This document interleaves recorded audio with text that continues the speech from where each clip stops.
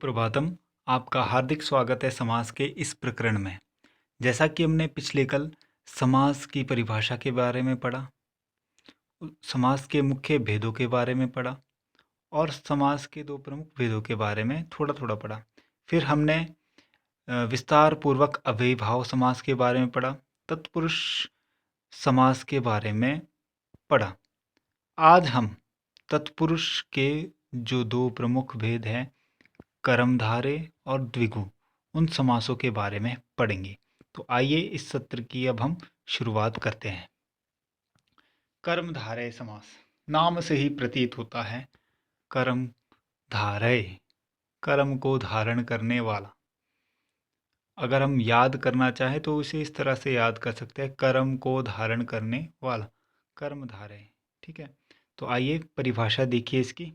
जिस समास में प्रथम पद विशेषण, आप ध्यानपूर्वक देखते रहिए, जिस समास में प्रथम पद विशेषण तथा द्वितीय पद विशेष्य होता है उसे कर्मधारय समास कहते हैं।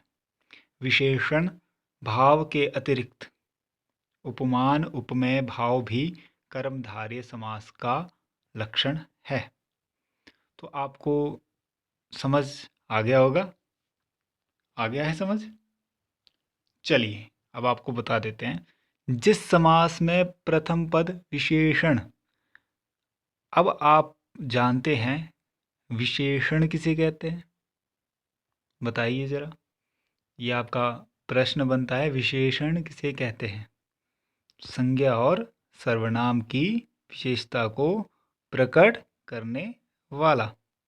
ठीक है, ये आपको इस चीज़ को, ये चीज़ आप जानते हो ना, संज्ञा और सर्वनाम शब्द की विशेषता को जो प्रकट करता है वो क्या कहलाता है? विशेषण। ठीक है, और द्वितीय पद विशेष्य। अब देखिए, विशेषण और विशेष्य, यहाँ से प्रतीत होता है एक विशेषण है जो संज्ञा या सर्वनाम शब्द की जो क्या कर रहा है, विशेषता को प्रकट कर रहा है, वो विशेषण हुआ।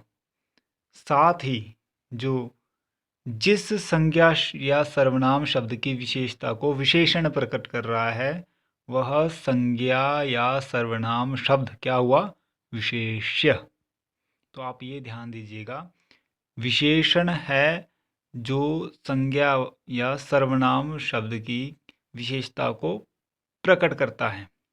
चलिए एक उदाहरण से समझ देते हैं। नीला कमल, या चलिए नीला कमल नहीं करेंगे, हम इस तरह से देख लेते हैं, हरा पेड़। ठीक है, हरा पेड़, सबको पता है पेड़ हरा होता है।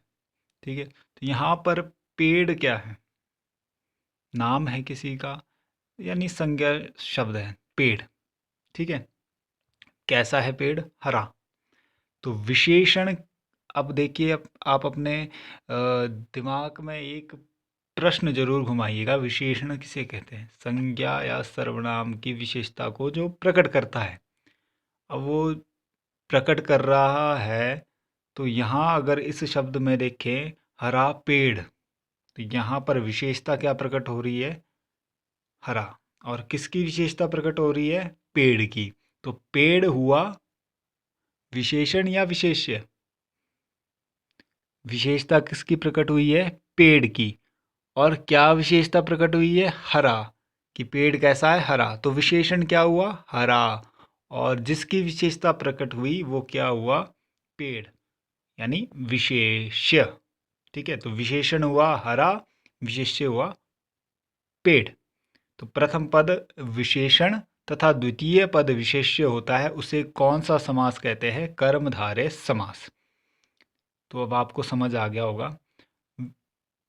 विशेषण भाव के अतिरिक्त उपमान उपमेय भाव भी कर्मधारय समास का लक्षण है।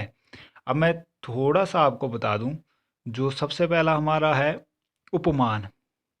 उपमान है, यानी देखो, उपमान और उपमेय, उपमा होती है तुलना करना। जैसे चांद के समान है मुख जिसका, चांद के समान है मुख जिसका। तो हमने यहाँ मुख को किसके समान कहा है? चांद के समान। तो जो तुलना की गई, कि चांद के समान है, वो हुआ उपमान। क्या हुआ वो? उपमान। चांद के समान है जो मुख। अब जिसकी तुलना की हुई, जिस व्यक्ति विशेष या शब्द विशेष की तुलना हुई, वो हुआ उपमेय। ठीक है। उपमान क्या हुआ? जिसकी, बताइए, जिसकी तुलना की गई या जो तुलना हुई? चलिए, जो तुलना हुई या की गई वो हुआ उपमान। ठीक है। जैसे हमारा क्या था? चांद के समान है मुख जो, या इस तरह से। ठीक है। तो चांद के समान, चंद्रमा के समान, वो हुआ उपमान। यानी जो तुलना की गई या तुलना हुई। उपमेय हुआ जिस व्यक्ति विशेष शब्द विशेष की तुलना हुई, वो हुआ उपमेय। ठीक है। तो यहाँ पर मुख, मुख क्या हुआ? उपमेय। तो कहने का तात्पर्य क्या है? विशेषण भाव के अतिरिक्त उपमान और उपमेय भाव भी कर्मधारय समास का लक्षण है। तो ये आपने इन चीज़ों को ध्यान देना है। ठीक है। तो अब आप समझ गए होंगे, जिस समास में प्रथम पद विशेषण तथा द्वितीय पद विशेष्य होता है उसे कर्मधारय समास कहते हैं। विशेषण भाव के अतिरिक्त उपमान उपमेय भाव भी कर्मधारय समास का लक्षण है। जैसे अब ये उदाहरण यहाँ भी दिया है, मुख कमलम। मुख कमलम, इसका विग्रह बताया गया है यहाँ पर, कमलम इव मुखम। कमलम इव मुखम, कमलम इव मतलब कमल की तरह, मुखम मुख। ठीक है। तो इसमें मुख क्या हुआ? विशेष्य। अब आपको जो मैंने भी बताया थोड़ी देर पहले, अगर आप ध्यान से सुनेंगे उसको और लिखेंगे एक बार, तो आपको ये क्लियर हो जाएगा। इसमें मुख क्या हुआ? विशेष्य। क्योंकि मुख संज्ञा शब्द है एक तरह। ठीक है। संज्ञा शब्द है मुख। तो इसमें मुख विशेष्य हुआ और कमलम। ठीक है। यहाँ पर क्योंकि विशेषता की गई है, किसकी विशेषता की गई है? मुख की विशेषता। तो विशेषण क्या हो गया हमारे पास यहाँ पर? कमलम। ठीक है। क्योंकि कमल की तरह मुख। तो ये ध्यान देना। अतः यह कर्मधारय समास का उदाहरण हुआ, समास हुआ। ठीक है। समझ आ गया आपको समास के बारे में? पक्का? तो इस चीज़ का आपने ध्यान देना है, कर्मधारय समास। अब आपके सामने उदाहरण दिए गए, कुछ उदाहरण दिए गए, आप इनको पढ़िएगा और आपने इन उदाहरणों को अच्छे से पढ़ के समझना है कि कौन सा इसमें विशेष्य है और कौन सा इसमें विशेषण है, उपमान कौन सा है, उपमेय कौन सा है। ठीक है। तो आपसे यही अपेक्षा रखता हूँ, आप इन उदाहरणों को समझेंगे और जिस तरह से इस उदाहरण का विग्रह किया गया है, देखिए यहाँ मुख विग्रह से लेकर समास हुआ तक जिस तरह से किया गया है, आप उसी तरह से इन प्रत्येक उदाहरण का विग्रह भी करेंगे और लिखेंगे भी कि इसमें विशेष्य कौन सा है, विशेषण कौन सा है, उपमान कौन सा है, उपमेय कौन सा है। ठीक है। तो अब चलिए, अब आगे बढ़ते हैं तत्पुरुष समास का जो दूसरा मुख्य भेद होता है उसकी तरफ। ठीक है। दूसरा कौन सा है? द्विगु। अब देखिए, जिस तरह से नाम से ही प्रतीत हो रहा था उस टाइम, नाम से ही प्रतीत हो रहा था कि कर्मधारय, तो यहाँ भी द्वि गु द्वि। आप द्वि शब्द से याद रखें, द्वि का मतलब क्या होता है बताइए? याद करने के लिए बता रहा हूँ मैं आपको कि आपने याद किस तरह से इसको करना है। द्वि यानी संख्या से ही प्रतीत होता है। तो संख्या जिसमें पहले हो, ये आप यहीं देखिए, इसमें अगर संख्या पूर्व हो कहीं भी, जिस भी समास में संख्या शब्द पहले हो, ठीक है, तो वहाँ पर कौन सा समास हो जाएगा? द्विगु समास। ठीक है। आपने ध्यान देना है, संख्या पूर्वो द्विगु। जिस समास में प्रथम पद संख्यावाची होता है और समाहार यानी जो इकट्ठा होना, एकत्रीकरण, ठीक है, समाहार अर्थ की प्रधानता होती है। इकट्ठा जब हो रहा है, ये पहला पद है संख्यावाची, संख्यावाची है प्रथम पद, और समाहार इकट्ठा होना अर्थ की प्रधानता होती है, उसे द्विगु समास कहते हैं। आप इन उदाहरणों को भी साथ साथ देखते रहिए, आपको पहले ही प्रतीत हो रहा होगा चतुर, सप्त, पंच, पंच, ये जो संख्या पूर्व प्रथम पद क्या है, संख्या, संख्यावाची है प्रथम पद। इसी तरह से और इकट्ठा होना, एकत्रीकरण, पंचपात्रम, ये इसके अर्थ की प्रधानता प्रतीत हो रही है, पंचपात्रम। ठीक है, संख्या पहले है और समाहारा, समूह का इकट्ठा होना अर्थ की प्रधानता है। ठीक है, समाहार अर्थ की प्रधानता होती है, उसे द्विगु समास कहते हैं। जैसे त्रिभुजम, अभी देखिए यहाँ उदाहरण दिया गया, त्रिभुजम त्रयाणाम भुजानाम समाहारः। ठीक है, इस उदाहरण में प्रथम पद क्या है, त्रि। ये सिंपल सी बात है, आपको पहले दिख रहा है त्रि, और संख्यावाची है, प्रथम पद त्रि है और संख्यावाची है।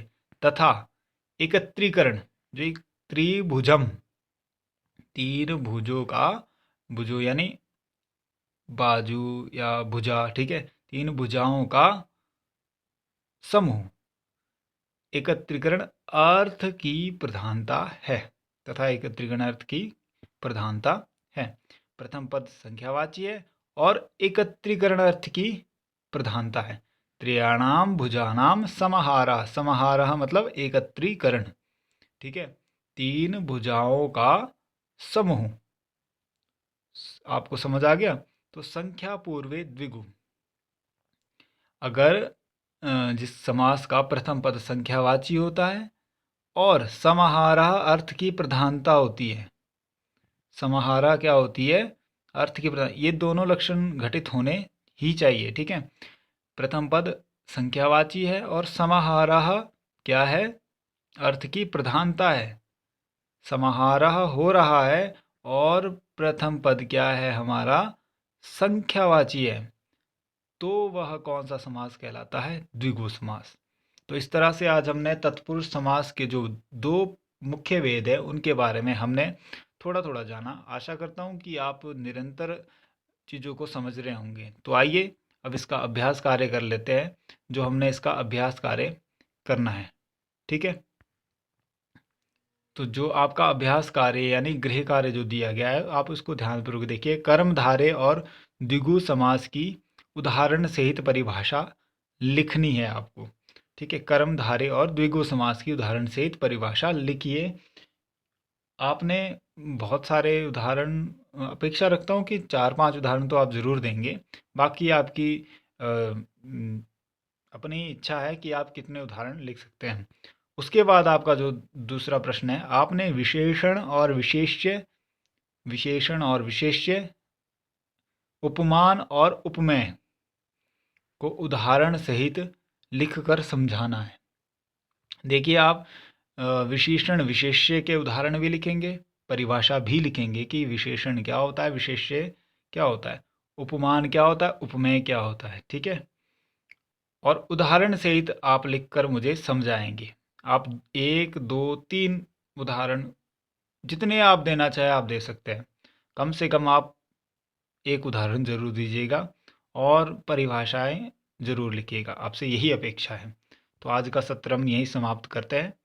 आप गृह कार्य कीजिएगा, एक बार अच्छे से आप चीज़ों को समझें। समास जो हमने आज किया है उनके बारे में समझे, कर्मधारय के बारे में समझे, द्विगु के बारे में समझे। ठीक है, कर्मधारय किस तरह से बनता है, द्विगु समास किस तरह से बनता है, कौन कौन से उसके उदाहरण हैं, और समास, जो समास की प्रमुख परिभाषा है वो क्या है। तो आपसे यही अपेक्षा रखता हूँ कि आप निरंतर चीज़ों को अच्छे से समझ रहे होंगे। धन्यवाद।